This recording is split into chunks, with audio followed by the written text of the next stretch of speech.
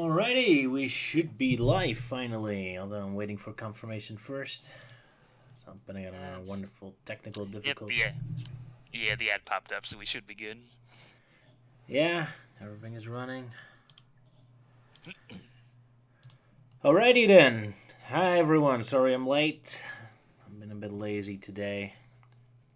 I've been obsessing over finishing a level for a competition for Sonic Roboblast 2. A city escape recreation. I put a little too much work in that. I'm not sure how much it can talk about. On one hand, I want to brag about it and show a preview, but on the other hand, it's maybe cheating for the competition. Because I sent a lot of people of my fans there, so that's probably not a good idea. So I guess I'll just keep quiet about it for now. But yeah, today's stream. Captain Theory is not with us this round. He's off fighting Captain Obvious. Oh no! Oh no! Oh no, Captain Obvious joined our group. What are you doing here?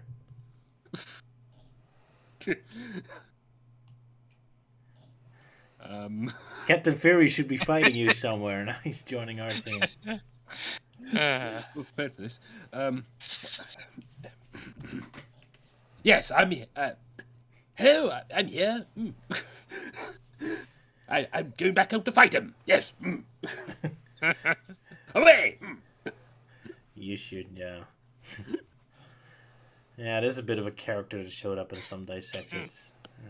Guy who, He's only appeared twice, I think. First, it was just a one-off gag in the Sonic 06 Dissected, and then he had his big, glorious debut in the Kingdom Hearts Dissected episode. I guess so, yeah. Our stupid joke. But yeah, so the Sonic Speedopedia or Encyclopedia, whatever, has finally been released to some people. I haven't had my copy yet. In fact, now I'm not even sure if I want to have a copy because I've seen some excerpts and it doesn't seem to be the kind of book I was hoping it to be. Like they were promoting it that it's gonna be about lore and history and like, oh cool, Sega's finally gonna try to make sense of the games. But then we see the previews and it just looks like Captain Obvious stuff. All the fragments look like they're just sections of a game manual. Like, oh, in this game, this character shows up, and it's like, okay. If I read Sonic Retro, I get a lot more backstory than through these scans here. So, Yeah, I haven't seen the book pop up on my end. I'm sure it's released on certain areas. But yeah, I did see some of the posts that were featured on Twitter. It's like, oh, okay, it's not really a lore thing. It's just talking about the characters and items and things. So it's kind of like the complete Sonic Comic Encyclopedia. The only difference is the Sonic Comic had a whole section going over important plot details and lore that happen in a chronological order timeline, while in the Encyclopedia book apparently does not have that. I do have one question. If they have a section regarding Sonic 06 or whatever and how they talked about it. Yeah, I think there is someone did post a page of showing off Sonic 06. So yeah, they still acknowledge it. All right. Well, in fact, they acknowledge like the Waku Waku police car and all that. Oh yeah, even I Sonic saw that. Chronicles. Then I'm sure Sonic 06 is included. Yeah, it's kind of like how I have the Zelda Encyclopedia. I think that acknowledges the CDI Zeldas. Ah. Yeah, I imagine it mentions like all 3 CDI Zeldas, because I feel like Zelda Adventure always keeps getting like the short end of the stick compared to the other 2.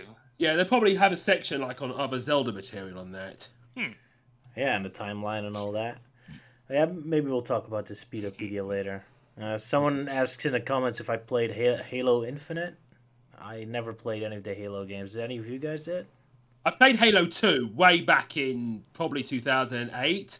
I thought it was all right. I mostly remember playing. I was in this tank, and there was like this really cool music playing, and I remember enjoying playing as the Arbiter, where you can like be invisible and sneak around and that. And there was like these really horrible zombified creatures. I think those are the Flood. I think. But, yeah, I thought it was alright. I haven't really bothered playing the others, though. I think I wanted to play the Halo games after I binged-watched Red vs. Blue back then, which was a pretty funny machinima series. All right, yeah. I think I did play Halo 1 for a very short bit, but the game kind of looked generic to me. The only shooters I really play is like Duke Nukem or old Doom mods. Yeah. 'Cause, I'm retro and old-fashioned, I guess. I never really got into more modern shooters. Although I do have a couple later Call of Duties laying around. They're kind of fun. It's as for me, I've never played any of the Halo games, simply because I'm not really an Xbox guy, and that's it. Yeah, also. Sorry, yeah. Have you ever watched Red versus Blue at all? I've heard about it. That was like something that was big back then, and I remember hearing somewhere that the Red versus Blue guide actually did appear in a Halo game as like a secret unlockable thing for playing on hard difficulty. I think it was either Halo 3 or one of the later ones where like they were talking about how this guy tried to get in, but he doesn't know the password, and they were having like a back and forth conversation about the password. Yeah, I think that was Halo 3 that did that. All right. But yeah, I haven't really seen Red versus Blue on my own. I might have to check that out because I'm kind of in a nostalgic mood for watching like old machinima stuff from back. Pretty funny how you it is pretty funny how you have these two teams that are like a couple of goofballs and like trying to one up the other team, and they often have very funny conversations about themselves. I think my favourite characters would be Caboose, who's like a bit of an idiot, and like he's a bit childish. He doesn't understand things. And on the red team, you got Sarge, who's a bit like a very old-fashioned army sergeant who wants to like get the blues in any way possible. Okay, I'm afraid I've never seen it. I guess you're a big fan then. That's nice. Yeah, back in the day. Yeah, I'm back in the angry video game nerd era. Yeah. Back when times were more simpler, like back when YouTube had 5-star ratings and YouTube channels with more creative backgrounds and not that stupid letterbox thing. Mm. And dislikes. Not that I really care. Yeah, I've been hearing people say the dislike ratio is gone, but it's really weird because like on my computer and on my phone, I can still see how many people dislike a video. So but I don't know if they just haven't gotten around to my end or not. Yeah, so we're getting a lot of questions now. Should we just do Q&A? That's fine. Why not? A bit of a lazy anyway. Any of you played Friday Night Funkin? Right. I haven't played it, but I've heard so much of it. It's like, oh, biggest game, like, blah, so popular, da-da-da-da-da. And I don't know, maybe it's just the old fart in me, but I just really don't see the appeal with this game. I mean, I've seen it, I've seen gameplay, and like, okay, so what's so special about it? It's just Dance Dance Revolution starring a non-Anthro Parappa the Rapper.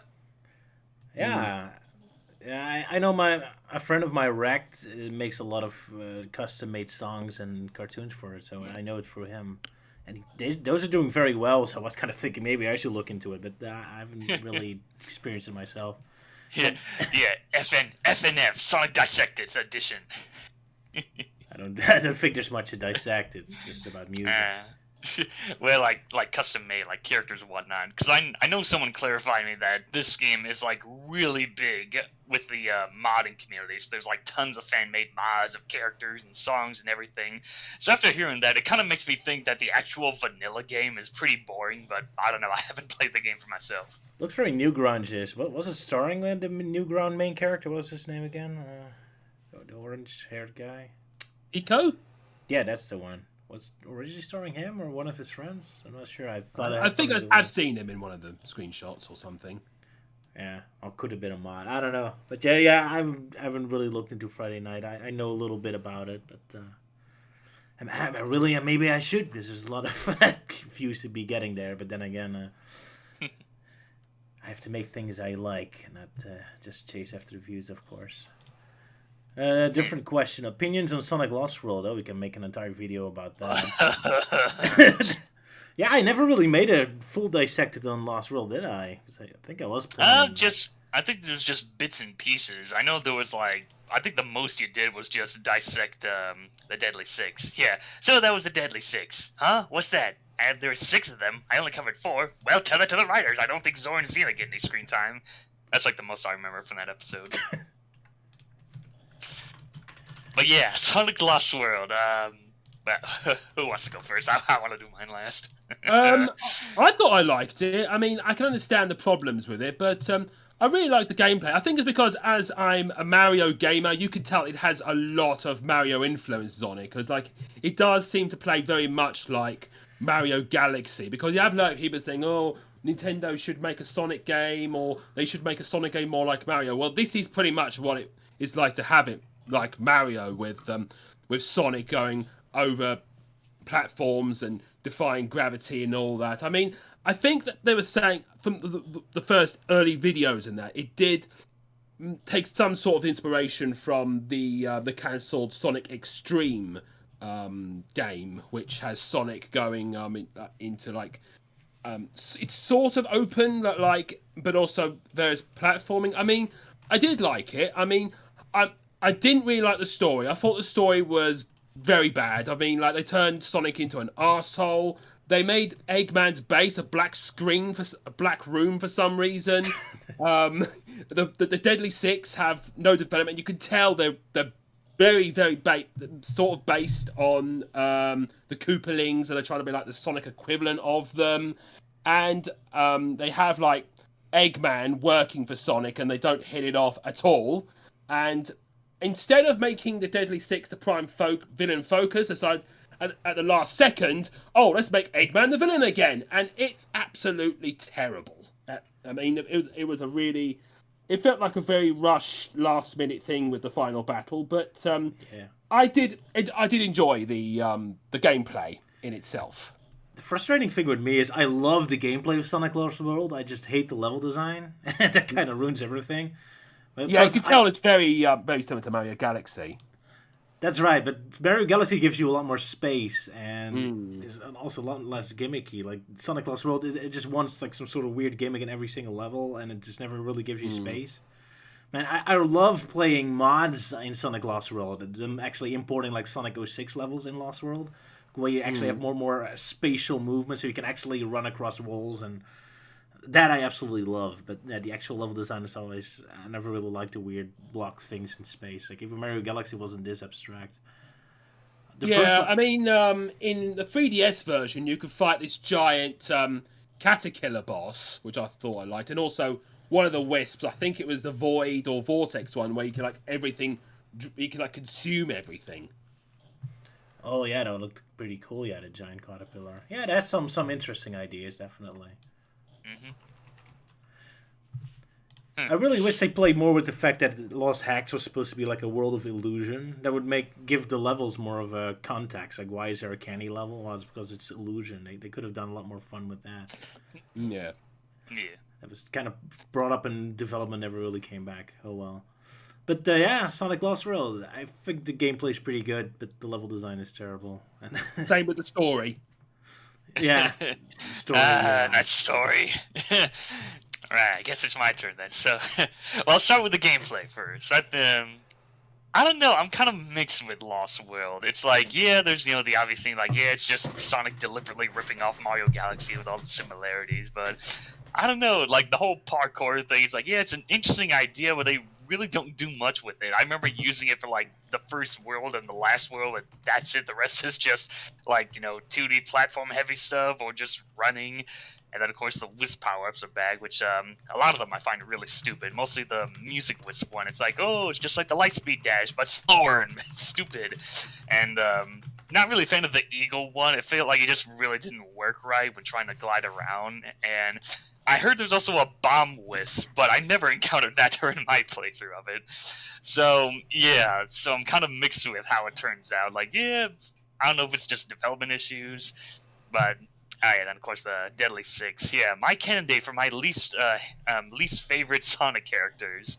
Like at first the Babylon Rogues was part of that, but then the Zavaka's gang came along. It's like, oh, okay, I'll look back. It's like, well, actually the Babylon Rogues aren't that bad. These guys are crap. And as for the story, let's just say this is one of the examples why I have a deep flaming hatred against Pontank and Graf's style of writing. Like Sonic's very annoying. Eggman is just stupid. Tails is an egotistical twat. The Deadly Six do absolutely nothing. Knuckles doesn't do anything. Amy doesn't freaking do anything. So, yeah, I don't like it. Oh, that's clear. All right.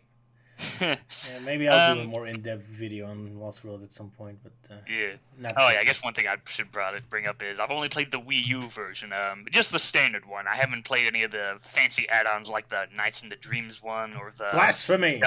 I haven't done that. I haven't played the Zelda and Yoshi's Island DLC that they did for the Wii U version, which obviously was removed from the Steam version. So yeah, just the Wii U version. But I am willing to give the 3DS version a chance because I figured, oh, maybe I'll find some good things about it better. You know, like with Sonic Colors. I hate the Wii version, but I like the DS version better. Most people hate the 3DS version, although I actually prefer the 3DS version of Lost World over the full version. I think the level design do a lot better in actually utilizing Sonic's abilities. Especially the 2D sections. You have a lot more like walls to run up to and a lot more space. Well, in the Wii U version, everything's very claustrophobic. And that's just me, I guess. Although I agree the levels go on a little too long. Like they really should have split the levels up in two. Oh well. You say I something? do kind of find it's... Okay, and another question we had, our thoughts on Sonic Blast, although they didn't specify if they're talking about the Game Gear version of the 3D Blast one. Oh yeah, of course with 3D Blast, depends on which version, the Genesis version or the Saturn version. Well, there's little difference besides the soundtrack and the graphics of the bonus levels, I guess. Oh yeah, the bonus levels in the Saturn version are completely different from the Genesis version. I haven't played the Saturn version mostly because of how freaking expensive those games are, but I played the Genesis version, and those are like the easiest special stages I've ever played. Like the second would probably be the ones from Sonic Generations, the 3DS version. But yeah, I'm more familiar with the Genesis Sonic 3D Blast. I played a little bit of the Game Gear Sonic Blast thanks to Sonic Adventure DX. But yeah, I didn't get very far in it because it's, let's just say it's a bit clunky. Yeah, it's the worst of the Game Gear games. I played the PC version of Sonic 3D, known as Flicky's Island. I thought it was okay. The music on there was pretty fantastic, how atmospheric it was. I thought it was a bit tedious trying to find all the flickies and trying to find all the flickies and deliver them to that big ring. And also, I never finished it because I found, I think one of the final bosses incredibly difficult. Oh, yeah. Yeah, especially when you have to go and collect all the Chaos Thermals to fight the real final boss and that kind of thing. Yeah. As usual. But yeah, 3D Blast, like, on the Genesis, I kind of felt just, That's my general opinion. It's just meh. But in terms of music, I definitely favor the Sega Saturn version or the PC version, as Luke mentioned. It's like really great being atmospheric and all, which I already fanboyed over it during the re-edit of Sonic Music Dissected. Absolutely, yeah. As a kid, I kind of liked Sonic 3D Blast. I liked the spatial movement, having actual three-dimensional movement in an area. Now I'm just kind of bored by the game. And yeah, Sonic Blast to the Game Gear, yeah, it's definitely the worst of the Game Gear games. Impressive graphics, I suppose, but it comes at a cost of very generic level design. Yeah, because the box art makes it like, wow, this is like Sonic's first big 3D adventure, and it's just a flicky gathering game. Yeah, surprised they didn't bring that back with the current Wisp stuff. Yeah, weird. Oh well. Okay, shall we just go into this stuff we guess we prepared, kind of? IDW, I suppose? Yeah, might as well. It's a short segment for the IDW stuff. Alright, so we're finishing off the Zombot saga completely now. We still have a bit of an epilogue to go. Yeah, this is a short epilogue, yeah. 31 and 32, so only 2 issues. Melting Man, you want to do a synopsis? Alright. So issue 31 pretty much picks up where the last issue we left off, where we see that Sonic has been teleported into Blaze's dimension. And apparently that's taken a beating on him because now he doesn't know who he is, and Blaze is rather concerned about this. And after that, it goes through quite a lot of little scenarios of how the rest of the characters are doing. We see Amy's decided to hand over the job of leader of the Resistance over to Jewel so that she can take a break. we see Tails and Tangle rescuing Rough and Tumble, who seem to have survived their last beating after they got turned into Zombots. And Silver returns to his future. We see Robotnik tinkering around with Omega for his newest creation. And then, of course, the Chaotix are very busy with missing people scenarios in which Cream and Vanilla show up to help them out. And then Shadow and Rouge have a moment. And then, after all, it's like, yeah, let's have a party to celebrate the metal virus is over. And then Robotnik shows up. It's like, yeah, I will destroy you. So, yeah, that's issue 31. It's kind of nice to have an epilogue once. Like, sometimes I'm wondering if in the games about all the details. Like, again, we are confusing with Infinite, what happened at the end of Sonic Forces. So I kind of like having an epilogue, even though it feels kind of weird because this whole issue is really about nothing. It's just little scenarios, like you said. But they were very fun scenarios, and I enjoyed seeing all the little character moments. First time you see Vector and Vanilla having a moment again. Like, they have this weird relationship that was only Sonic X, I think. Yeah, I think it was only in Sonic X, and I've heard some rumors that like IDW wasn't allowed to feature elements from Sonic X, but then they decided to change their mind. It's like, okay, the Vanilla and Vector thing, okay, you can do that. So I guess that's the only one exception they can do when referencing Sonic X. Random. Oh well, Sega and their weird rules. Even though Einflin says there's no rules, so I don't know what's going on. I kind of wish they could have done more with Amnesiac Sonic, because this would have been an interesting plot point for the next arc, where like he's a completely different person, where he's all sophisticated and he's like very haughty, like very upper class and that, and could say like how the others would have reacted to this version of Sonic, and like they could have spent the next arc or something trying to bring him back, while this Sonic is like doing different things with himself. That's a good point. That's really fun. Yeah, if they would turn Sonic into like a more royal person, that would have been. In a way, he kind of acts a little bit like the Doctor. Like Doctor Who. Yeah. A little bit, yes. Kind of like Matt Smith's Doctor. Okay. Kind of very confident, very He kind of his mannerisms does seem like a very posh British person. Posh people love fish sticks with custard or whatever he ate. I guess so, yes. And also, there's a little in joke where like a girl called him Mr. Needle Mouse. Oh yeah, of course. Oh yeah. But yeah, that's interesting. If they kept with the Amnesia Sonic thing and they decided to just make him part of royalty, it's like, does this mean that Sonic Underground is canon now? Yeah, imagine like this version of Sonic talking off against Eggman. Yeah, I can see that. Then I'll be a big push about it. That'll be fun. It's kind of like he's more acting like he's talking to Dr. Eggman Nega. Oh yeah. Who also talks a lot more posh. Man, now I really want to see that, but of course Sega won't let them use the damn character. Probably not. Can I also say I just love how the palace looks like? Like I said before, I always wanted to see what Blaze Kingdom looks like, so we're finally getting some glimpses of it, and it looks amazing. Love the artwork here. Yep. Lots of great shots and all that. Yeah, the artwork in these books is great. Oh, yeah. But yeah, then we see Silver returning to his future, which I remember seeing people like, oh, this is the first time we've seen Silver's future. And I'm like, well, technically it's the second time, because Archie Sonic did it first with showing Silver's future. Well, in a non-post-apocalyptic stage, specifically in the new continuity. Fair enough. Then again, I suppose this is the first time in quote-unquote Sonic main game continuity, I guess. But yeah, I appreciate it. Not that it really matters, because the future will constantly change depending on what happens in the present, so it's not stable. Yeah. I don't know. Then again, every time I see that shot of like Silver looking at the buildings that are restored and whatnot, I just keep getting this Mighty Python reference, like, "Oh, Silver's future! Silver's future!" It's only a model.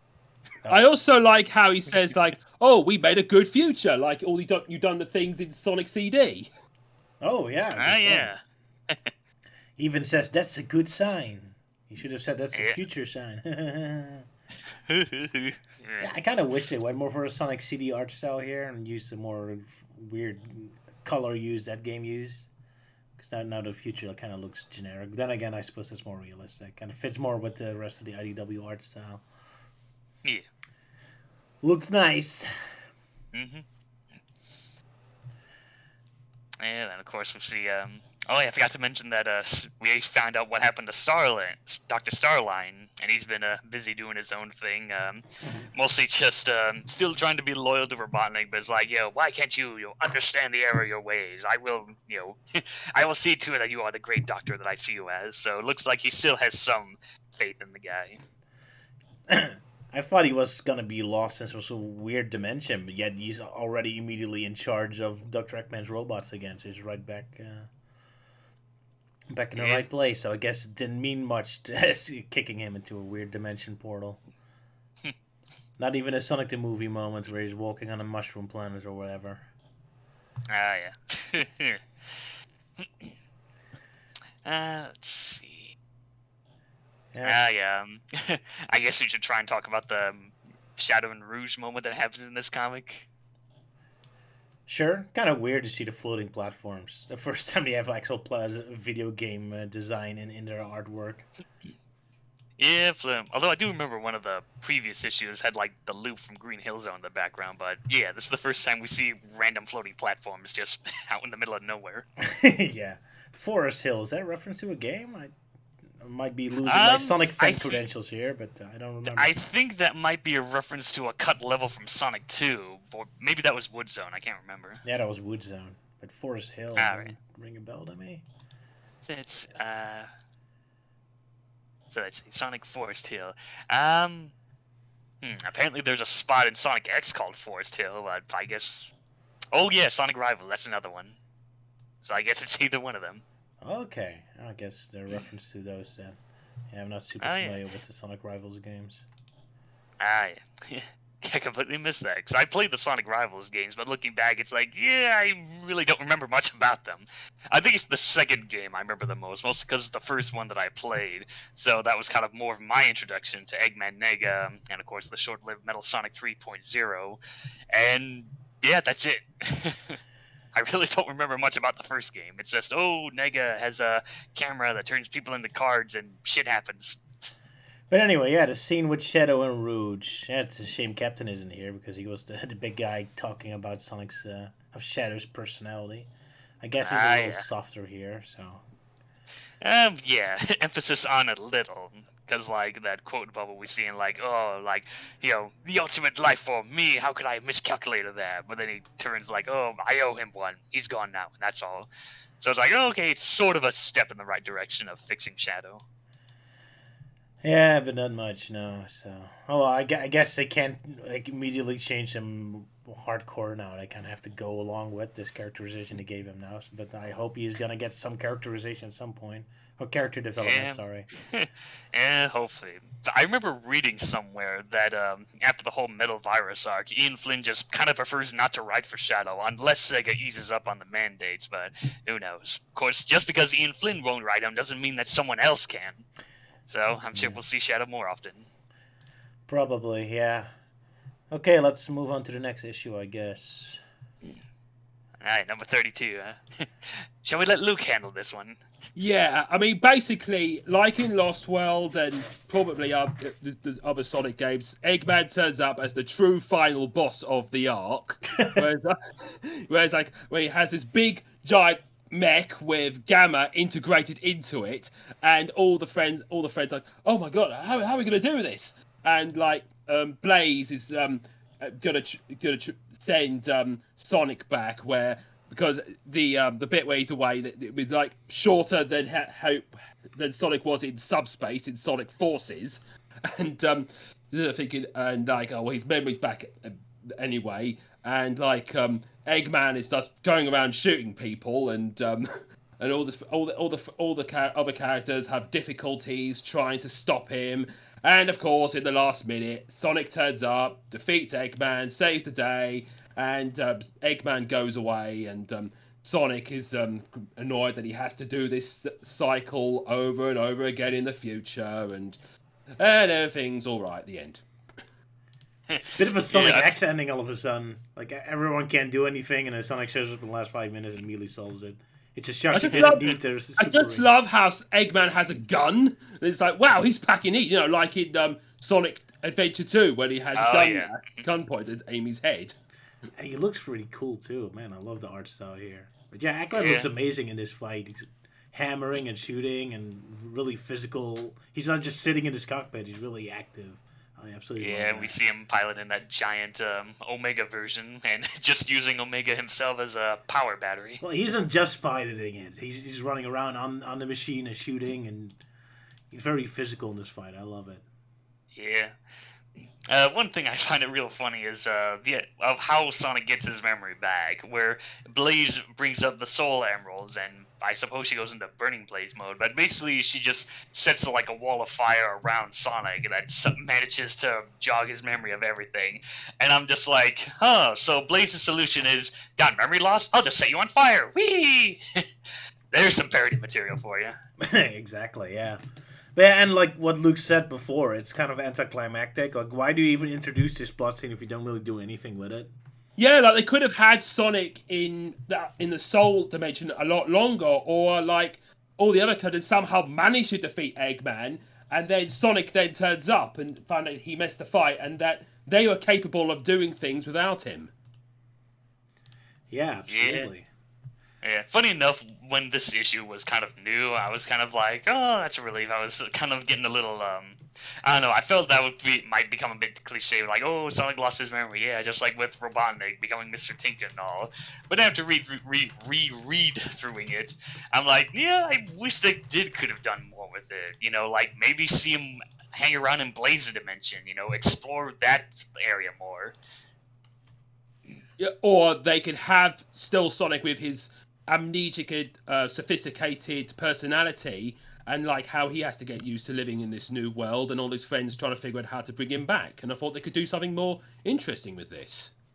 Oh, yeah. Absolutely, I agree. Yeah, it's a bit anticlimactic. Yeah. But of course, there's our obligatory JoJo's Bizarre Adventure reference in there. Like 4 or 5 times in a row this has happened in the comics. Oh well, is it even possible to do anything without that being a yo-yo reference? Everything is. Yeah, apparently. But yeah, I do like some of the action bits that happen with Sonic's friends fighting off. We see like Rouge and Tails teaming up to try and find an outlet to hack into Robotnik's machine. We see Emerald trying to do his best, but Even cheese fighting, that's awesome. sadly gets beaten up. Yeah. And oh yeah, that one. Yeah.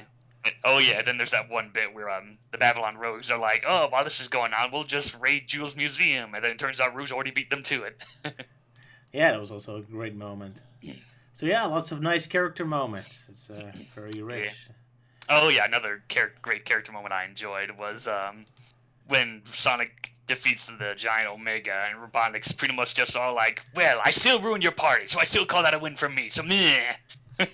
That's just so in character for Robotnik, being all like sour about his robot machine and just coming up with an excuse.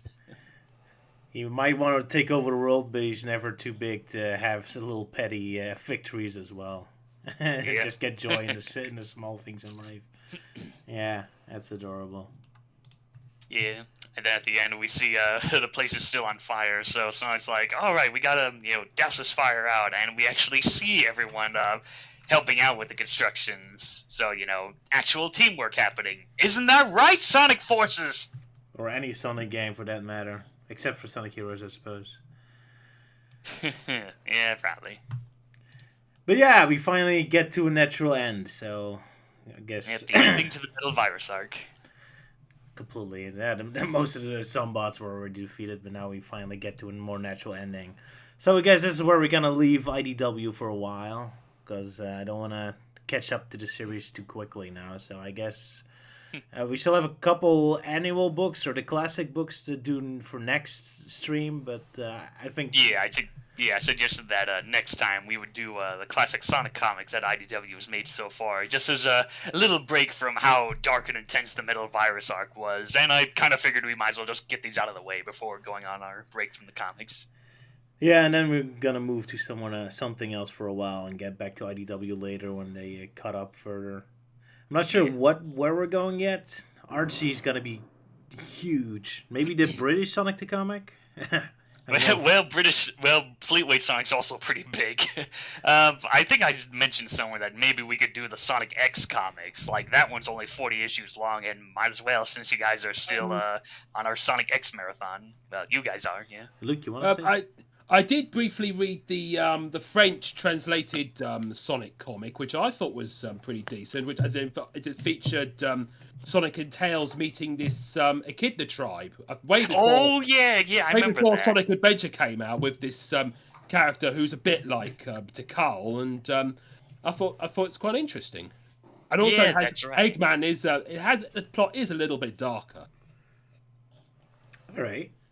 Yeah, that was a thing. Yeah, that I can't remember the full name, but I know it was it was definitely before Sonic Adventure became a thing. So it features Princess Lucian, some female echidna that the first female echidna predating Tikal and possibly all the other echidna characters from Even Lara Sue and all that. How old are you? Oh yes. Oh wow. Yeah.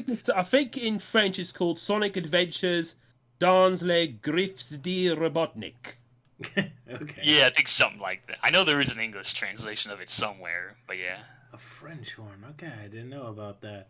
So yeah, I guess there's plenty of other comics we look into it. But yeah, maybe we'll ask in a poll what comic series people want to move us to next: Sonic Boom or Sonic X or Sonic the Comic. Well, Sonic Boom, the Sonic Boom comics, that's pretty easy. It's only like 8 issues long. Yeah, we finished that in 2 streams, so that'll be easy. Yeah. For Sonic Boom, yeah. But yeah, we'll see. Man, I wanted to go to Archie, but yeah, that's probably way too big to handle now. Yeah, Archie Sonic is pretty intimidating for newcomers, lasting for 290 issues, and when you count all the spin-offs and one-shots that are part of the story, yeah, that's like 10 times more than that. Yeah, and also it has a very big tonal shift, where like at the very beginning it's all very silly and fourth wall breaking, and then about issue 50 or something, it gets a lot more serious and darker. Yeah, I feel like there's like at least four phases that Archie Sonic has gone through. You know, starting off more like Adventures of Sonic the Hedgehog, but with Sad AM characters. Then it starts to become more like Sad AM. Then it gets a little more darker, with, you know, like, oh, Sally and Sonic doing stuff and all this other stuff. And then Ian Flynn comes around, and that's when the comics try to balance out with the theme. So, you know, there's some light and there's some dark. And I guess the 5th phase is just basically the new continuity, which is pretty much a predecessor of what IDW Sonic ended up being. Fair enough, yeah. But yeah, that's worry for later. So for now, we'll just chill a bit more. Let's see, we got a few more questions in the chat. For some reason, someone wants us all to know, what do we prefer, crunchy milk or smooth milk? I don't know what he means by that. I've never heard well, of it. I think it means like, do you prefer milk as it is, or milk if it's a little bit more lumpy? I prefer it smooth. I don't trust crunchy milk unless it's cornflakes in it or something. Or like, maybe like milk with glass in it. No, I definitely prefer my smooth milk. Yeah, I have no idea what crunchy milk is. I'm looking it up on Google. I see candies. Is I think it's a joke on like smooth or crunchy peanut butter, but like with milk. Might be a joke that goes over my head. Yeah. The candy looks nice, I suppose. But, yeah, I just prefer normal milk because I don't trust it because it spoils way too quickly. Yeah. Here's one question. Question for you two. Apparently I'm not included. But do you think Sonic Force's story went a little questionable because Sonic's friends don't seem to do anything to stop in the first place? What do you mean with questionable then? If you sound questionable, it sounds like you think it's too dark. But yeah, it sucks that Sonic's friends barely do anything. I agree. Man. Yeah, they can't seem to do anything without Sonic. Yeah. I guess questionable the way I see it. It's more questionable with how the story went through a lot of like budget cuts. You know, going through like, oh, try to be more dark and edgy, but no, not really. Yeah, there's so many things wrong with Sonic Forces. It's clearly very rushed. Oh man, I can rant it's so sad because Sonic Force is not even a bad game. I don't want to hate on it. It's a decent game. I had a good time, but it's just so disappointing that as soon as I start talking about it, I just immediately go into this rage, this rant, like you just want to complain for hours about it. And it doesn't really deserve it. It's not that bad. But it could have been so much more. All the planets were aligned. Like they had 4 years of development time. They had the right ideas. They had the right opportunities. Man, it should have been so much more than that. It ended what it ended being. I was recently watching this YouTube video from Pre-Demi, or I don't know how to pronounce his name. This famous Sonic Premi de YouTuber. Remy, that's his name. Oh, sorry, yeah.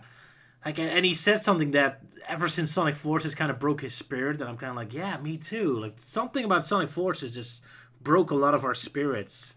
Not because the game is so bad, but because that should have been our savior. All the other Sonic games always had like an excuse why they were bad. It's like, that's just the anniversary game, or that was just a Nintendo exclusive game, or that was just some weird experiment they were doing. But Sonic Forces didn't have an excuse. That one was right on track. That was made for the fans. It was focused on just being a pure Sonic action game, and it was story focused. Like that should have been the big return, but then it was not bad, but just kind of like generic and boring and kind of like I was like, that really broke me. Yeah, I think the main problem with Sonic, because I agree, like, Sonic Forces really did break my spirit, because that was the game that made me give up on the games. But anyway, I think the main problem with Sonic Forces and why it failed, I think it's mostly the tone. Like, say this game was just a typical, Sonic has to go to a wacky planet and stop Robotnik, like, no one would care. But here, this is like, this is a war zone, Robotnik's taking over the world, we gotta team up. And in the end, they really don't do anything with it. So that's really why, like, people had high expectations for, like, Sega's gonna do more with Sonic. We're gonna see more, battles and locations. They're gonna take things seriously for once. But no, it never happens. It's a shame. Oh well, maybe next time, Sonic Frontiers. Yeah, but yeah, that Premi guy. What do you say, Luke? If you can hear me, they just want to get an excuse to put in like classic Sonic, like we have 2D levels, but let's put in classic Sonic in there anyway, because he was so popular in Sonic Generations. Classic Sonic's inclusion really pisses me off so much. Like, not just because the gameplay sucks, but also like the story. Like, he really has no reason to be there. Like, you can easily cut him out and you wouldn't miss anything. And then, of course, there's the fucking retcon that happens, and we'll just stop there, because otherwise I'm just going to a really big angry rant over that. And people accuse me that I hate Classic Sonic, which is technically not true. I like him back then, I just hate him in this game. It's all about how you use them. Like, when Classic Sonic is in his own world and just doing his thing, then there's no problem. But yeah, when you force him in a game like this. But yeah, I think Sonic Forces also deserves its own video. It's a bit of a waste to start talking about it here, otherwise it's going to take over the whole video. I'm not sure if poor Luke wants to join in. Two angry Sonic fans with him like. Well, I never played the game, but I have seen like the Grumps video about it, and I know what the game entails, and I thought, I might get involved. I'll stay out of it, because otherwise I'm just going to go into a big angry rant over Sonic Forces. Why not? You could do it if you want to. I don't know. I really don't feel like, mostly because, like, I was completely burned out with Gimme Chaos Theories and how I canceled it. Mostly because it was that whole bitter and angerness that really slowed me down with trying to make that series.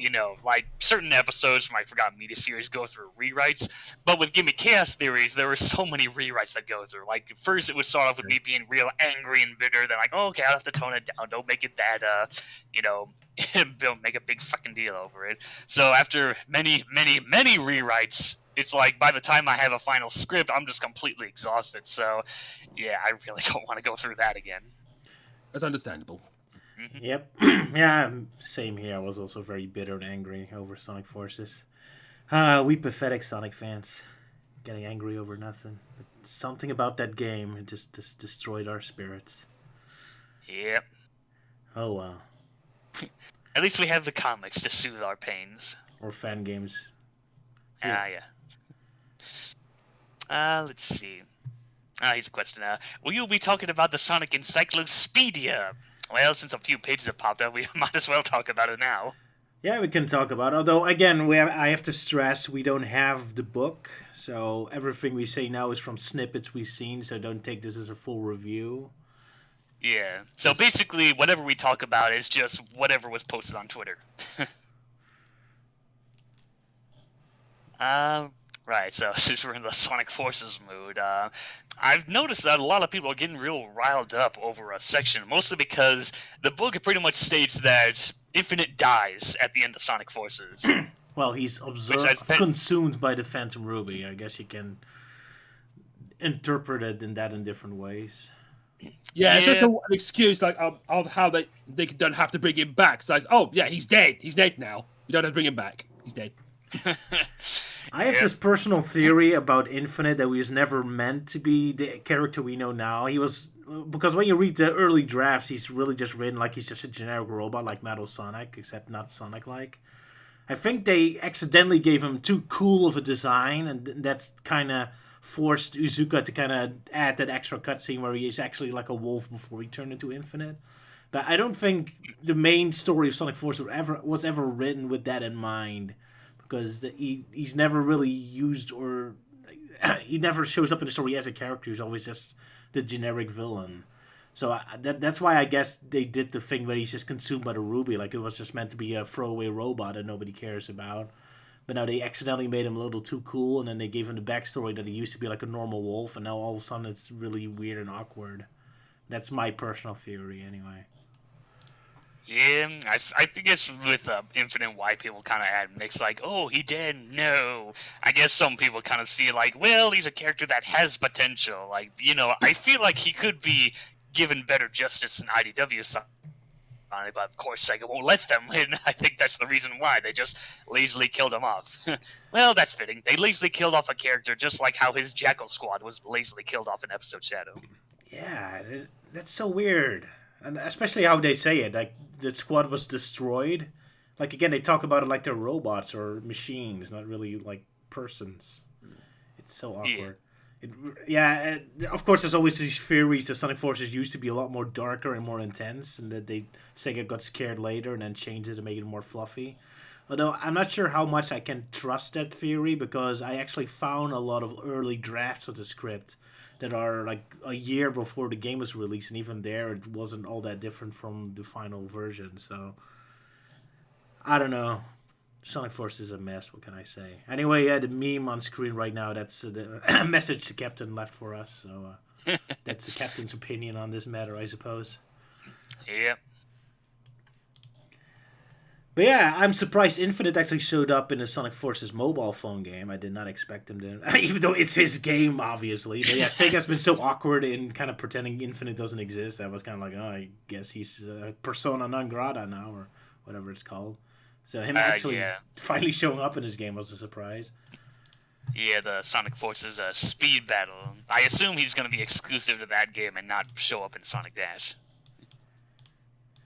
I don't know. Yeah, who knows? I know there's a few exclusive characters in the Forces speed battle, mostly a few cosmetics, but I know that what really pissed me off was that Tikal was featured in there and not in Sonic Dash. It's like, why? Because I'm more into Sonic Dash than Sonic Forces speed battle. Yeah, same here. I'm more into single player myself. Multiplayer, I'm not a big fan of it. What else to talk about? Because I feel guilty about ruining real people. Sorry, what do you want to say? Oh, just kind of moving on to the next topic with the Encyclopedia. So apparently, Marine the Raccoon is a waterbender, because it mentions like, oh, could she possibly have water powers? So it's kind of like, oh, okay, guess that's neat. I mean, obviously Sega's never gonna bring her back, but at least we got some kind of explanation on her special power that she uses at the end of Sonic Rush Adventure. Because I don't remember her doing anything like that in Sonic Rush Adventure or in the comics she might have been in, because like they just made that up for that section. It was like, oh yeah, she's got special water powers and she can do all this, and like we're writing random bullshit here. That's how it comes across. Yeah. I mean, it's supposed to wonder if the Encyclopedia is a certain amount of bullshit. Well, I mean, she does live on a deserted island, so you never know. She could have learned water-bending To abilities. be fair, I think the game does show her have a weird power at the end, all the way in the final cutscene, but they're never clear about it. But yeah, I love the fact that this is an Encyclopedia, and we're all looking forward to it explaining the world, and even Encyclopedia is, oh yeah, she has water power, I guess, maybe, question mark? Sonic Encyclopedia, more like Sonic Encyclobullshitia. Yeah. I mean, why do we buy an Encyclopedia if the Encyclopedia itself doesn't even know? Even Encyclopedia is like, I don't know. I can't figure out what these idiots at Sonic Team are trying to say either. I think the modern Star Wars writers probably have better writing than this. Oh boy. Now I'm thinking of the old Red Letter Media video where they talked for 40 minutes about Darth Vader's backstory. They even had like a whole technical explanation on how his breathing works and all that. Imagine like in a future comic with Sonic saying, somehow Robot Eggman returned. Yeah, funny enough, I did have this interesting dark theory on the ending to Sonic Forces, because like Robotnik's the final boss. We defeat him. Usually we like see him like, oh, I'll get you next time, Sonic, but not in this game. Apparently, we don't see him at the end of the game. The humans are no longer in Sonic's world. So apparently, at the end of Sonic Forces, Sonic and his friends managed to kill off the human race. Hooray for extinction! Apparently. That's just more of my dark theory there. I mean, that's our fate. Like all the animals will evolve in millions of years, and kill us all off, like the apes or something. Yeah, pretty much. Oh yeah, another page that's interesting is that while we're on the topic of characters, there's also a section dedicated to Honey the Cat, the character that was once scrapped from Sonic the Fighters, but then added back into the digital versions. And the one thing that really caught my attention was that they labeled her as a high-spirited fashion designer, and I'm like, I see what you did there, Flynn, using her Archie Sonic counterpart. Yeah, although she's based on a character from another Sega franchise. What was it called? Fighting Vipers, I think. And the character is Candy, and that character also was a fashion designer, so it might be a reference to that. Yeah, I think later people clarified me like, well, the actual Honey from Fighting Vipers is also a fashion designer. So I guess the character Honey literally is just a Mobian version of the Fighting Vipers character. Although I think someone clarified that Fighting Vipers Honey and Archie Sonic Honey are like completely different in terms of personality. I never played Fighting Vipers too much. I only played the Sega Mega Mix, where she also showed up, so I'm not too familiar with her. I've never played any of the Fighting Vipers games either.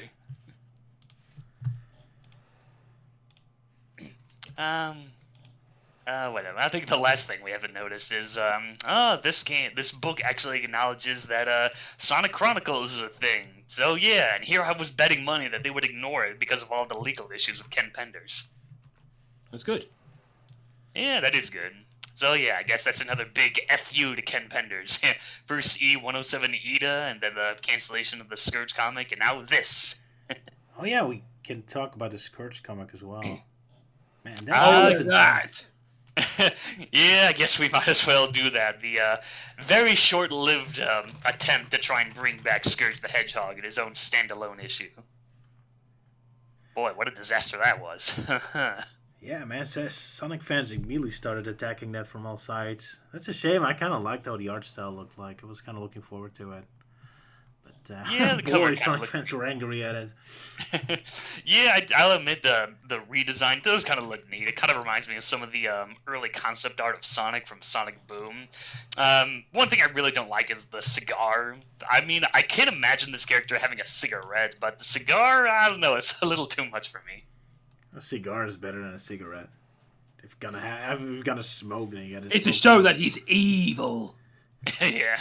Bad. Well, he's called he Scourge the Speed Demon. Yeah.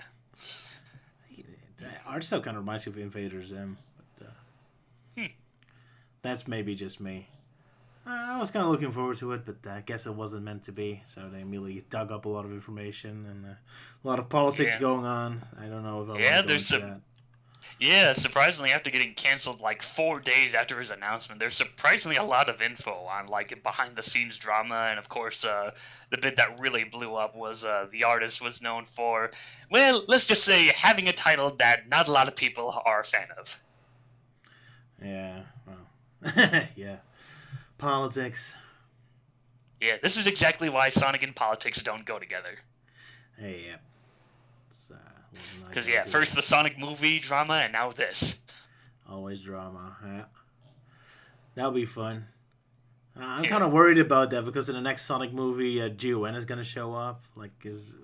Hopefully people are not gonna be too sensitive about that, because to me, Gun is fun. When I think of Gun, I think of Luke, the gun commander. Oh, it's Dark Shadow! I need to destroy him and send all 1,000,000 helicopters after him.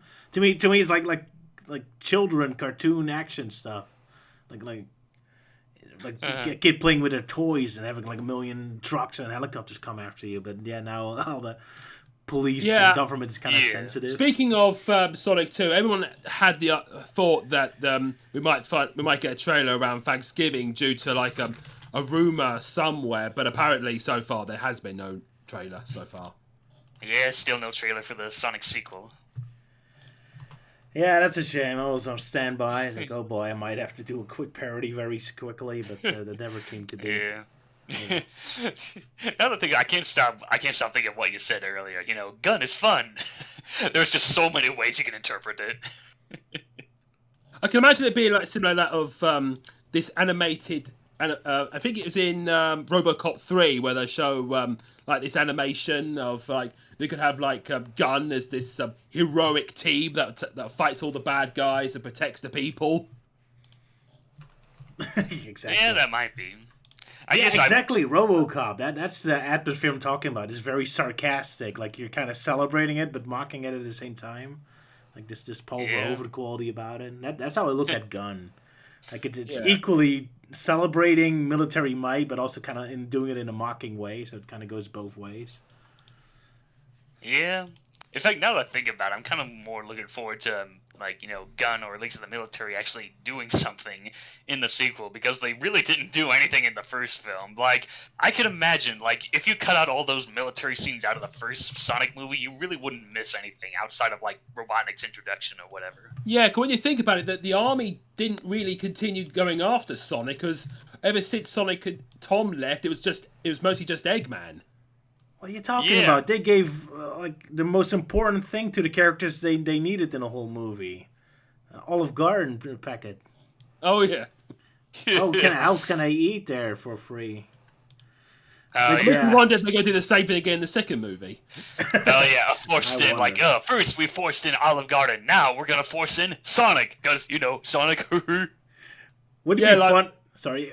Yeah, I was just saying, like, what if, like, Sonic and Tails, like, they're trying to find whatever they're trying to find, they come across an Olive Garden.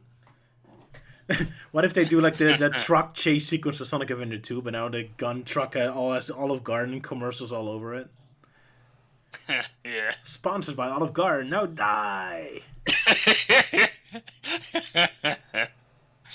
That's great. That's probably that kind of sense of humor, but I wish it had. I guess that's for my parodies to do. Yeah. Although I imagine, like, Sonic and Tails would, like, actually go to an Olive Garden and eat or whatnot. Although another idea I had in mind was, like, Sonic, like, shows Tails around, like, the city, like, oh, he's all the cool stuff, and introduces him to, like, mint candy, and then the kid just gets really addicted to it because he's never had it before on his planet, apparently. But that's just me spitballing ideas there. Yeah, one idea I could think of, like, Sonic showing Tails the wonders of the human world, like, this is how a light switch works. It makes the light go on and off, and Tails just says, I know how a light switch works. yeah, I can actually see that now, like... Or if they could have, like, Knuckles with them, and he's freaking out, like, how do you make the sun appear like that? Yeah, like, now I really want to see that in the sequel. Like, Sonic thinks Tails is, like, you know, an actual really young kid, but he doesn't know that Tails is very mature. It's like, oh, I know what a light switch is. I know how hydraulics work, that kind of thing. Light switches are universal all across the galaxy. Yeah, who knows what they're going to do with that movie. But yeah, my only fear that I have is, Like, you know, the first movie, we didn't get that many, like, elements from the Sonic games and whatnot. It's just more of like, oh, Sonic and Fish Out of Water story. So I feel like in the second film, they're going to go too far in the other direction. So, you know, try and cram in as many Sonic game references as possible. Might be. I mean, didn't something like that happen with Thor, the movie from Marvel? That the first movie was also barely about Thor and just about him being on Earth. But in the second movie, it was really about Thor, but then everyone immediately hated it. Yeah, I think you guys brought that up in the Sonic movie Dissected episode, yeah. Yeah, because I was kind of hoping that Tom would be like a major character again, but I think he's going to be pushed to the sidelines. I was hoping for a plot point. Sonic takes Tom to his homeworld, and he has to, try to see what it's like being in there. Sure, yeah. Could be interesting. And then, of course, we still have the debate on whether or not Longclaw is dead or not, because, there's still a possibility they could bring her back or whatnot. I will say this, if they do bring her back and show that she's alive, then I might actually give a shit for the character, because despite her being a motherly character, and I enjoy those kind of characters, I really did not care for her. And it's mostly just because of the lack of screen time she had. It would have been very pointless for killing her off that quickly and that early in the first movie. Yeah, but I think another thing that really got me a bad vibe was mostly Sonic Forces introduces Infinite and they do nothing. Oh, Team Sonic Racing, they introduced Dodonpa and they do nothing with it. So that was another reason why I was pretty sour against Longclaw. She shows up but then supposedly dies or whatever. I know there's an alternate opening showing the original Sonic model they had where Longclaw has a little more screen time, protecting Sonic and showing him this is the human world. This is what they do. You must stay out of sight, blah, blah, blah. And I think she actually does die in that version because the last shot we see, she's ill and Sonic's trying to tend to her and then it just kind of fades. So I assume she died in that version and then this re-edited version possibly added the idea of bringing her back for sequels, but who knows? Yeah, who knows? At the very least, if Sonic knows that Echidna has killed her in this new version, that's going to make his relationship with Knuckles very interesting. Oh, yes. And that wouldn't have happened if we got the original ending where Longclaw would just have gone to Earth with no problem. But yeah, I don't know, so we'll just have to see when the movie is out, I suppose. Yeah. So, Melting Man, you played Sonic Generations 3DS for the first time? Yes, that was something that I recently did. I got around to playing the 3DS version of Sonic Generations for the first time. I thought you gave up on the games. You've betrayed yourself. Well, more specifically, I gave up on any of the new Sonic games after Sonic Forces, so I'm more willing to go back and play into the Sonic games from the past that I haven't played. So you gave up on all the games that came after Forces? All one of them? Well, there's others I played before, but yeah, the Sonic Generations 3DS version is the most recent one that I played. So it's rather interesting. I remember playing the console version first, so I felt oh yeah, that's kind of fun. Nice little celebration, revisiting levels, issues for it. The story really doesn't do anything. The 2D gameplay is still annoying. You have classic Sonic doing it, but then you have modern Sonic trying to be the 3D section, but he's also still doing the 2D platforming stuff, so it just comes off as very redundant, and that always really annoyed me. Yeah. And then, so it kind of is a bit annoying. I guess with the 3DS version, I find it less annoying, most in terms of story.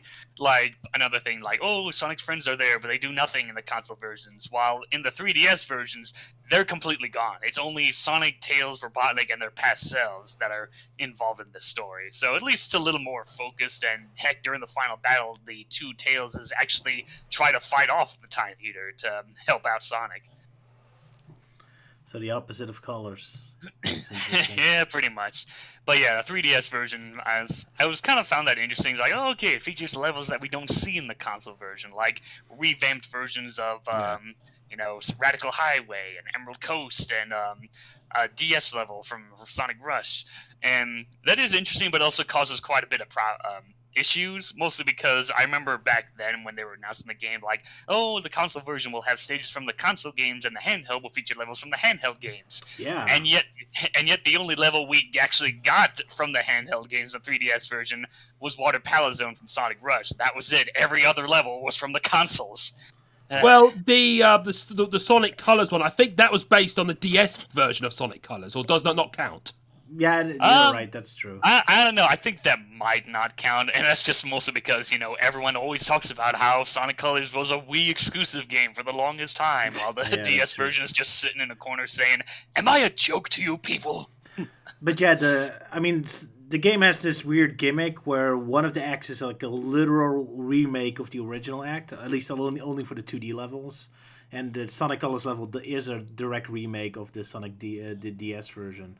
So yeah, only the two final levels are based on a handheld. And yeah, I wish they had Game Boy Advance and Game Gear levels, but I guess they're too obscure or something. Yeah.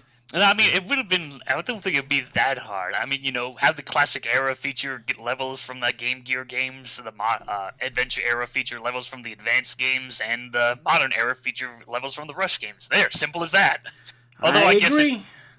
Although I feel also, I just want to say that I think the 3DS version of the Time Eater fight is a lot better than the console version of the Time Eater fight, because in the console version it was difficult to make a hit on him, but in the 3DS version I think the hitboxes were a lot more clear. Oh yes, definitely. The Time Eater battle with the 3DS version is 10 times better than the console versions, because you can actually tell what you're doing, avoiding specific attacks and where to dodge. Unlike the console version, where it's just floating and takes forever to get to the damn hit point, all while everyone is just spamming oh, there's a homing shot, look out for the homing shot. Yeah, I remember being very confused, how you have to switch between the 3D and the 2D section. I think the 2D section is when you're low on rings, and you have to switch the 2D section to replenish rings or something. Yeah, I always found the switching 2D and 3D thing to be very confusing in the console version, because it feels like there's not much changes. It's it's just different options to get rings. Unlike the 3DS version, there's a little more, it kind of takes turns. So, part 1, you go 2D, beat that, and then go to the second phase. You're 3D, so you're flying through space, collecting rings and dodging obstacles and dodging the hands trying to grab you. So it's more about Also, one of the achievements is beating it without getting hit, but the problem is you couldn't tell when you're getting hit because of all the things flying at you. Oh yeah, it took me forever to get that achievement in the console version. In fact, when I went for that achievement, I turned off the sound effects just to make everyone shut up and switched the music to What I'm Made Of, because it was just a little more epic, instead of the generic theme. Because it's really disappointing how lame the final boss music was. And I'm just why they couldn't use Crush 40's remix of Sonic Boom for this, I'll never know. Yeah, good question.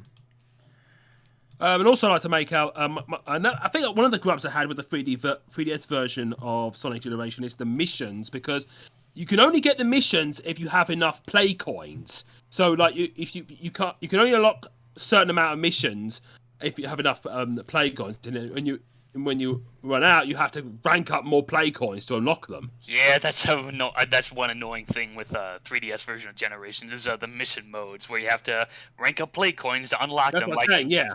Yeah, some of them you can automatically unlock by playing through the story mode, but 95% of the time you have to pay play coins just to unlock the damn missions, to beat them and unlock concept art and everything.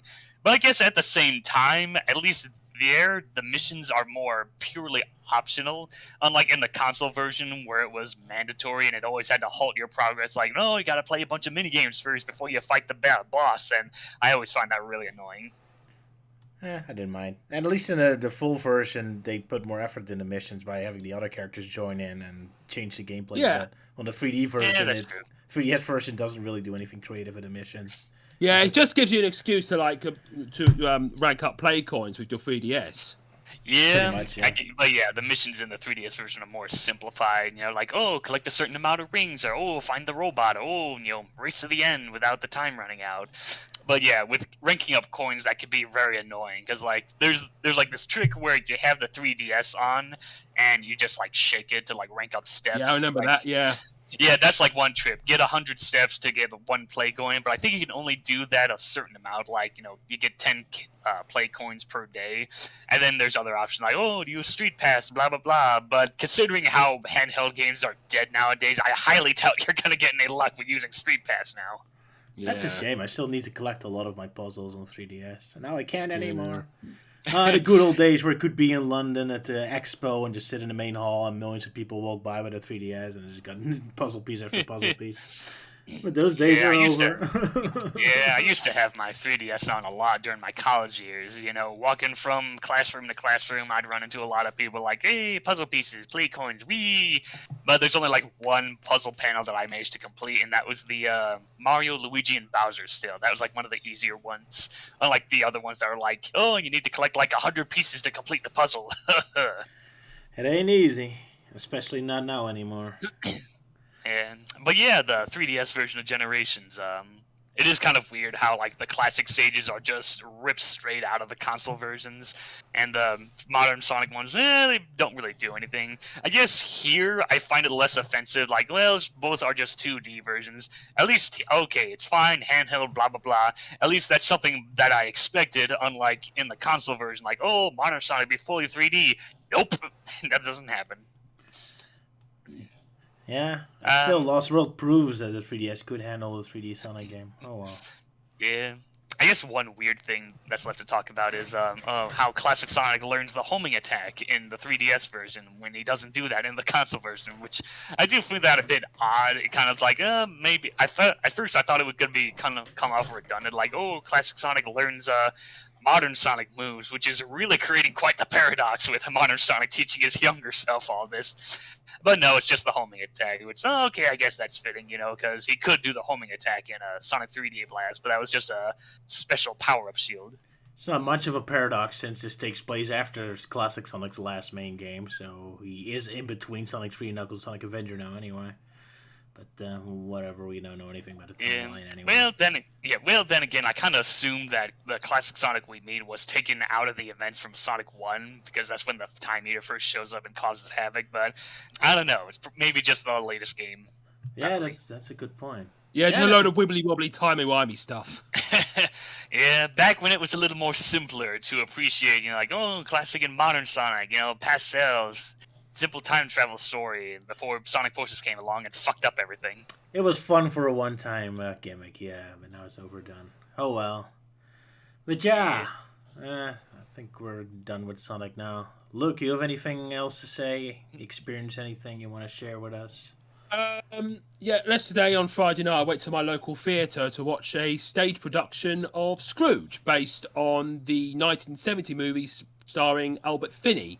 It's done by the local Amateur Dramatic Society, and I thought it was really fun. I mean, the singing was very well done. I liked how they did Jacob Marley, where they had him walk like a zombie and have wacky hairdo like Beetlejuice, and also had like backup dancers that kind of resemble something out of Silent Hill. But really? That dark? Yes. Yeah, because they had these people, these creatures coming in. They're like backup dancers or something, and they look like something out of Silent Hill, like the nurses or something. And I thought that made it really. I mean, that's probably one of the most creepiest looking Jacob Marleys I ever seen, really. But yeah, I thought it was really fun. The songs were very catchy as well, especially songs like "Thank You Very Much" and all that. And it was really good. I've only seen one musical in the theaters. It was not Wizard of Oz, but an alternative version of that. The Wiz? The Wiz, yes. He's on down the road. Do, do, do. I love that one. I love musicals. Yes, that was a movie with Michael Jackson in it, wasn't it? That's right. Yeah, there was a film adaptation with that. But yeah, I haven't seen The Wiz, but I have seen Wicked, and that actually used to be kind of a family activity with my parents. Like, oh, Wicked's so great, so whenever it was playing in Michigan, we drive out and see it, and yeah, Wicked's really good. Yeah, I love those songs too. I never saw the play, but I listened to the soundtrack. I love musicals. Good music. Yeah. Yeah, good old music. But yeah, I looked into that Scrooge movie. Sorry, I looked into the Scrooge movie and I saw like a clip, and I thought I was looking at Muppets Christmas Carol. The sets look almost the same, and the way how Scrooge looks is almost the same. I was kind of shocked. Be surprised if the Muppets movie took some inspiration from the 1970 movie. Might be. Maybe they even used the same sets if they were still around. I mean, it is an awesome set. I love. Yeah, I would have to say that my favourite version of A Christmas Carol would be the black and white version starring Alistair Sim. Ooh, culture. Ah, that version, yeah. I've seen a handful of Scrooge adaptations. I know I did one for Forgotten Media. I called it Christmas Carol of the 1900s, which I covered some of like the earliest film adaptations from way back in 1901 and 1910, so like those old silent film adaptations. But I've seen those. I've seen Mickey's Christmas Carol. That was more of my introduction to the story. Yes, same here. Yeah, I've seen the Muppets one. I remember first seeing the I think the original version that had "The Love Is Gone," which for some reason ended up getting cut in most versions. It's a real shame. I like the song. Oh well. But yeah, so there was that. I remember seeing the Bill Murray one, parts of it. Scrooge, And yes. yeah, Scrooged. So, and then there was the recent one I saw was the 2019 BBC miniseries, which was more of a darker take. Yes, that had Christmas Andy Carol. Serkis as the Ghost of Christmas Present. Oh wow. Yeah.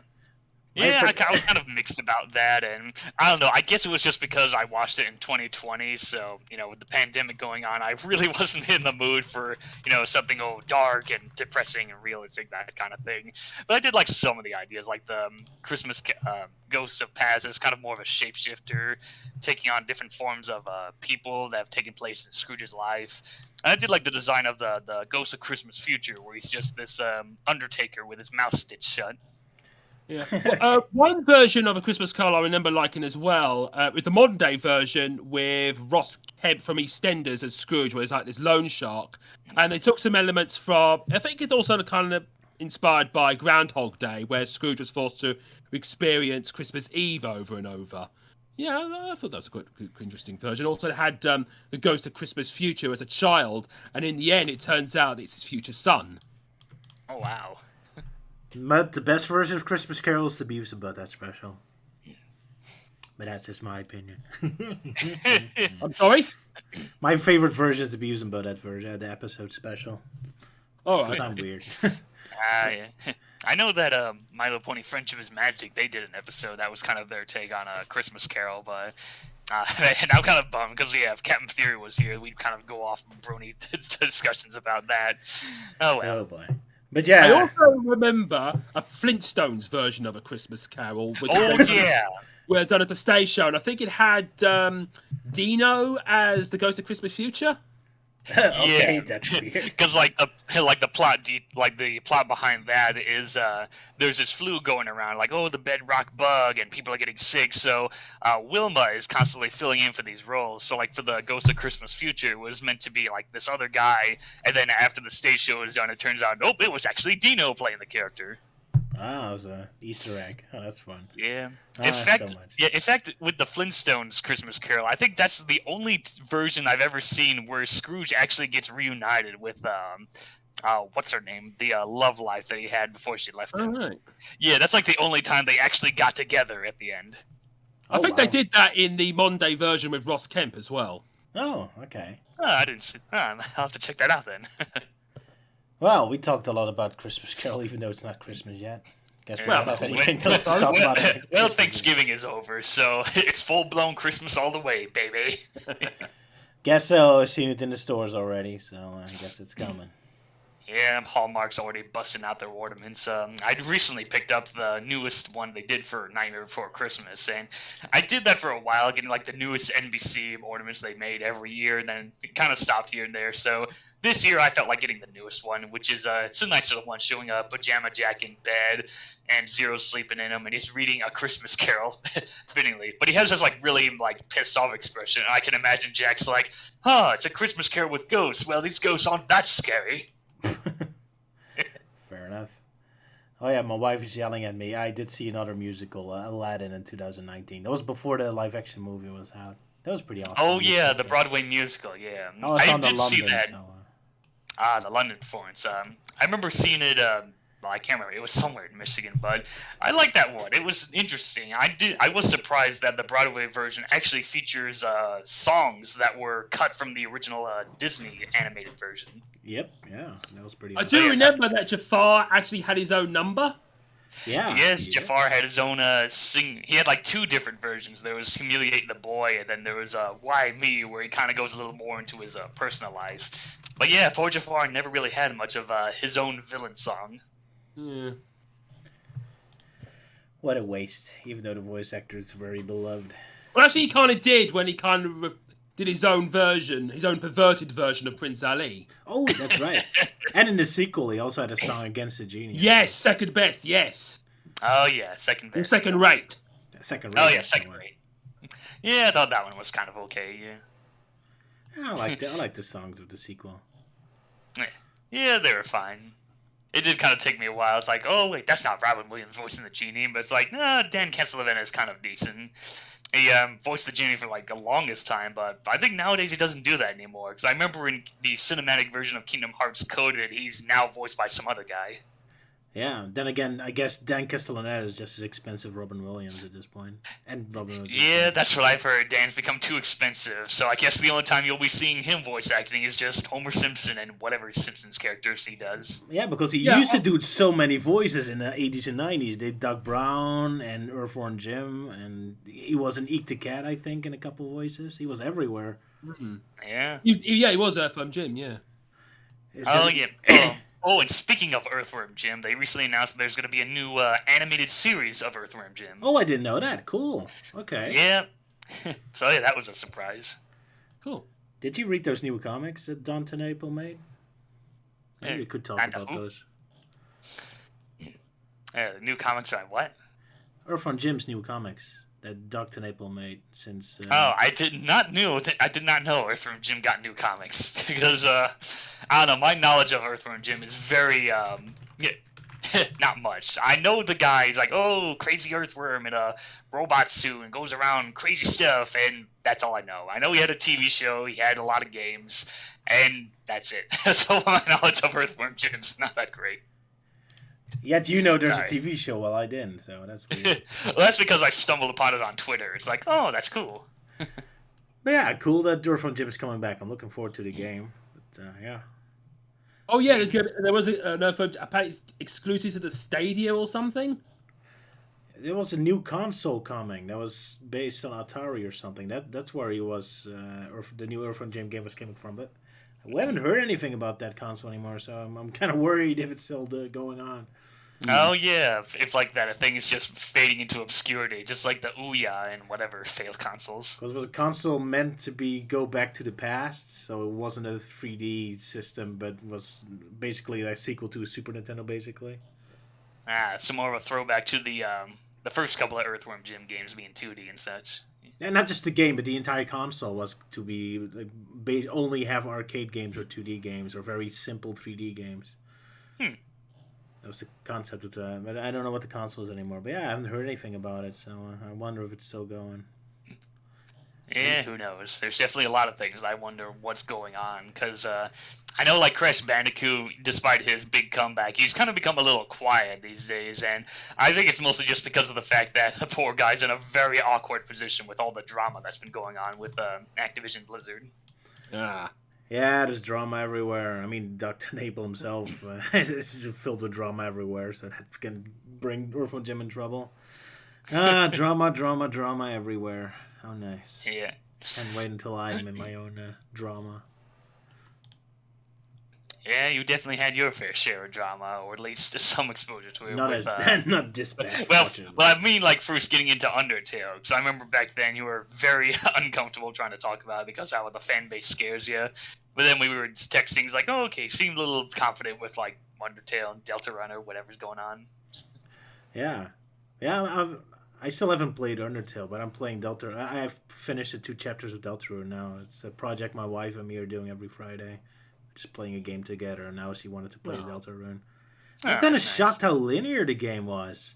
It's like you start in a dungeon, and I thought in my head it's like, oh, this is like the tutorial dungeon, just to start the chapter. So you have a quick little chapter of a quick little tutorial dungeon, and then the game's gonna open up. You get to the town, you get to the overworld, etc.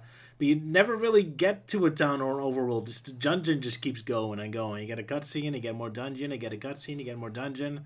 I was like, when is the game gonna open up finally? And it just never opens up. It just keeps going in the dungeon. That really caught me off guard and really made the game kind of exhausting for me. It doesn't really open up until the very end.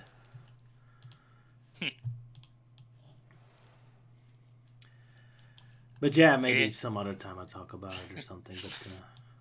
But But yeah, as for me, I haven't played Deltarune, but I have played Undertale. But sad thing is, I haven't really beaten it. I remember I left off with like, going up against the king guy that they've been building up towards, and then for some reason I just stopped. It's like, yeah, I haven't touched that game in years. But I know, like, I played through the game. Yeah, characters are nice, gameplay's fun, very unique with the dodging and being able to spare. So I remember back then I kind of compared it to Epic Mickey, mostly because they both have that same feature, like, you can be friendly or be evil, that kind of thing. Yeah. But yeah, characters are nice. Papyrus is always hilarious, and Toriel being the mother character that everyone loves, aka Goat Mom. Is it referred to as Deltarune? I thought it was Deltarune, but maybe that's me. Oh, I don't know. I might be misremembering. Neither do I, so whatever. Yeah, the characters are very quirky. It's kind of weird how they play off that everyone is very comedic, but there's also a very dark undertone to everything. It's kind of interesting balance. But again, it's kind of exhausting that every character is like this wild personality. Like, I have to admit, sometimes like, okay, this is a little too much for me now. Everyone is quirky. Quirky overload. Too much quirk. Too much quirk, indeed. But, yeah. Anything else anyone wants to talk about? Or shall we call it quits for today? Well, it's 9 over here. Yeah, and I've about run out of things to say, yeah. Fair enough. Well, guys, thanks for joining me again. Hopefully the captain returns next time. Yeah, we'll just have to see if he can defeat his nefarious Captain Obvious villain. Yeah, how dare he write Encyclopedia so boringly, or something. But either way, like, when it eventually comes out, or at least available on my end, I'll probably just pick it up just out of curiosity.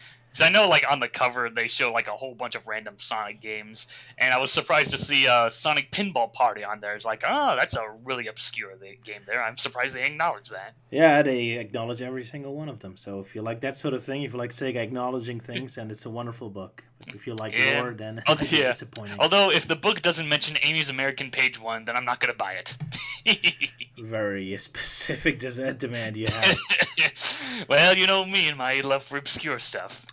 Yep, absolutely. Anyway, next stream is going to be the last normal stream of this year. So we'll finishing off IDW so far and hopefully go back to Sonic X.